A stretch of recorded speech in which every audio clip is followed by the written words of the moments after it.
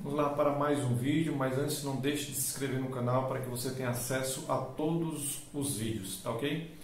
E vamos a um tema que é muito interessante, que traz muitos questionamentos no âmbito policial e também no âmbito judiciário. Essa questão da competência de quem vai investigar quando um policial militar comete um crime contra civil e quem também vai julgar se a autoridade judiciária especializada militar ou a autoridade judiciária comum.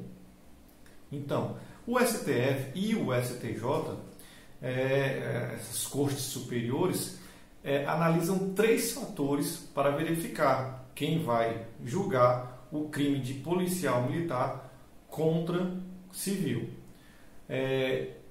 O primeiro fator é se o policial militar estava de serviço. Tem que se analisar se estava de serviço ou não. O segundo fator é saber se ele agiu em razão da função policial.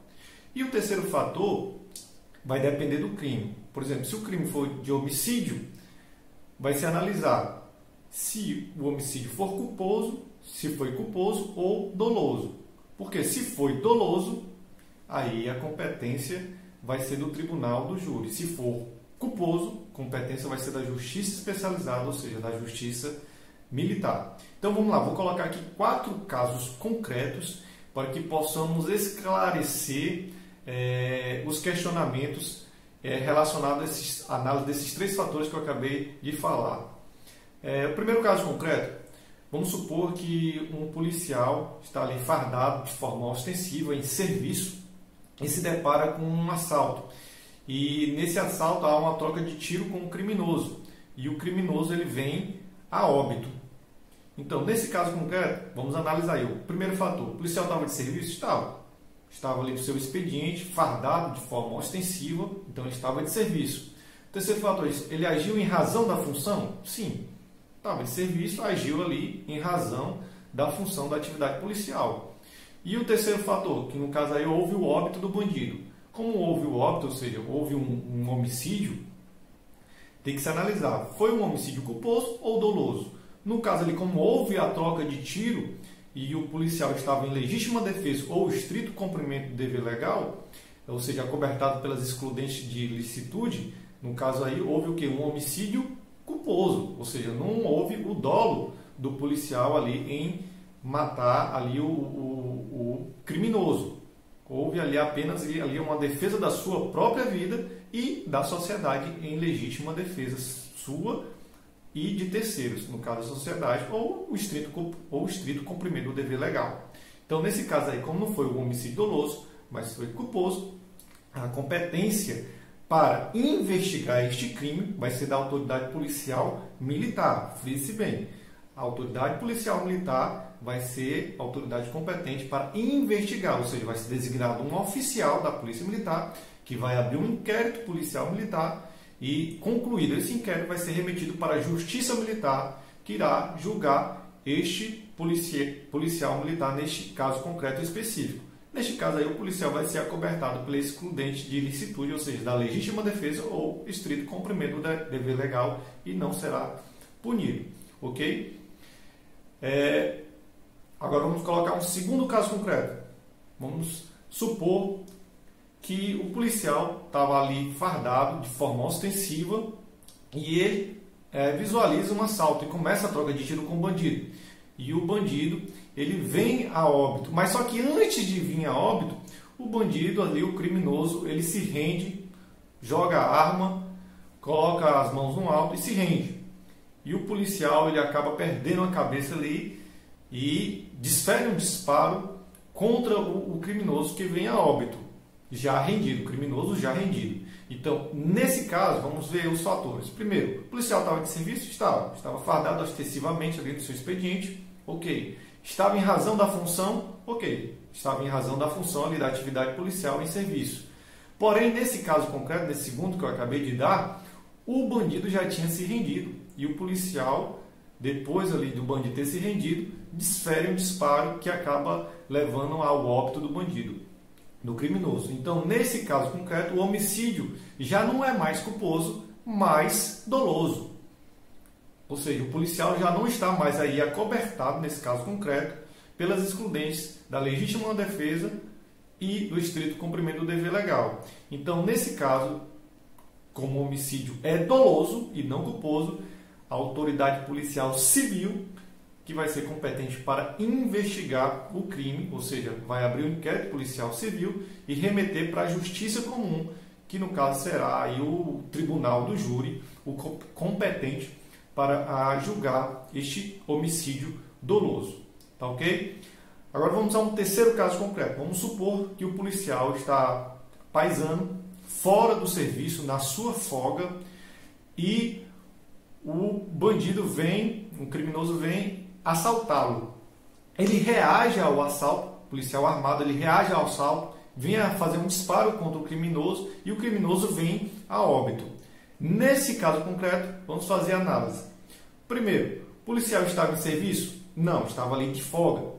Ele agiu em razão da função, da atividade policial? Não. Por quê? Porque ele foi assaltado, policial, então ele não agiu ali como policial, ele agiu como qualquer cidadão comum, como qualquer cidadão civil, em legítima defesa. Então, quando o criminoso veio assaltá-lo, ele agiu ali em legítima defesa da sua vida, como qualquer cidadão civil. Então, ele não agiu em razão da função. Porém, o homicídio foi culposo, né? Porque ele não teve o dolo ali, ele agiu em legítima defesa, então ele vai ser acobertado pela excludente de licitude da legítima defesa, como qualquer cidadão ali civil, defendendo a sua vida. E quem vai julgar nesse caso aí? Quem vai investigar? Quem vai investigar nesse caso aí vai ser a autoridade policial civil. Tá ok? Por quê? Porque o policial não estava em serviço e não agiu em razão da função. E quem vai julgar é a justiça comum. Claro que nesse caso o policial aí ele vai estar acobertado pela excludente de ilicitude da legítima defesa, não do estrito cumprimento do dever legal, mas da legítima defesa, porque ele agiu como qualquer cidadão civil ali, defendendo a sua vida contra uma ameaça eminente, direta e eminente. Agora vamos a um quarto caso concreto. Vamos supor que o policial está de folga, novamente, fora do seu expediente, fora de serviço, e ele percebe um assalto em determinado estabelecimento. E ele vem a reagir a esse assalto, né? E vem a troca de tiro com o criminoso, e o criminoso vem a óbito. Nesse caso concreto, o policial não estava de serviço, e o policial, nesse caso concreto, ele agiu, nesse caso concreto, mesmo estando de folga, ele agiu em razão da função policial. Tá ok? Por quê? Porque se formos analisar o artigo 8, inciso 34 do Código Disciplinar do Estado do Ceará, que é o que replica a maioria dos outros códigos disciplinares dos outros estados, é o quê? O que é que diz o artigo 8 do inciso 34 do Código Disciplinar Militar do Estado do Ceará? Que o policial, mesmo estando de folga, fora de serviço, ele tem um dever militar de manter a ordem pública e prestar o socorro. Ele só não vai fazer isso, estando de folga, se tiver alguma força policial suficiente para manter a ordem pública e prestar o socorro. Mas se não tiver essa força policial, ele tem sim, mesmo estando de folga, o dever militar de prestar o socorro e manter a ordem pública. Então, nesse quarto caso concreto, o policial ele vai estar sim em razão da função policial. Então, no caso concreto, nesse quarto caso concreto, ele vai estar acobertado pela legítima defesa e também pelo estrito cumprimento do dever legal, acobertado aí pelo Código Disciplinar. Então, mesmo que ele não esteja de serviço, mas ele agiu em razão da função policial. Então, como ele agiu em razão da função policial, quem vai investigar, neste caso concreto, o homicídio aí, é a autoridade policial militar. Cabe frisar, quem vai investigar é a autoridade policial militar, ou seja, vai ser designado um oficial que vai abrir um inquérito policial militar e vai remeter para a Justiça Militar, que vai julgar esse homicídio, no caso a justiça militar, tá ok? Não a justiça comum. Por quê? Porque o policial estava em razão da função acobertado ali pelo Código Disciplinar, tá ok? Então, esse foi o vídeo de hoje. Espero que vocês tenham gostado, tenha esclarecido muitas dúvidas, que é um tema muito interessante, muito importante aí na área militar, tá ok?